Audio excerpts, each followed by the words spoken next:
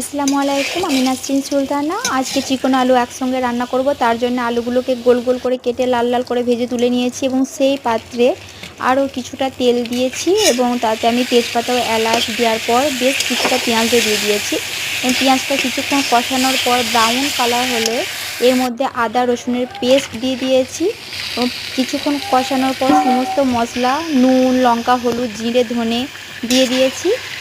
কিছুক্ষণ কষানোর পর তার মধ্যে দুটো বড় টমেটো এবং কতগুলো কাঁচা লঙ্কা দিয়েছি, কারণ মাংসের পরিমাণটা একটু বেশি ছিল। যাই হোক, মাংসটা বেশ কিছুক্ষণ ভালো করে কষানোর পরে এর মধ্যে ভেজে রাখা আলুগুলো দিয়ে দিলাম এবং আমি আগে যে চিকেন মুরগির যে কলিজা এবং যে একটা চর্বি ছিল সেটা রেখে দিয়েছিলাম, কারণ এটা আগে দিলে কী হয়, গলা গলা হয়ে যায়, আর এটা এই অবস্থায় দিলে এটা খুব সুন্দর হয়ে থাকে। ভালো করে কষিয়ে নিতে হবে। এবার আমি এখানে 1 কাপ মতো জল দিয়ে দিয়েছি এবং আমি এখানে আর জাল দেবো না, ঢাকা দিয়ে রেখে দেবো। কাঠের আংড়ায় বাকি রান্নাটা হয়ে যাবে। ধন্যবাদ আমার ভিডিওটা দেখার জন্য। আল্লাহ হাফেজ।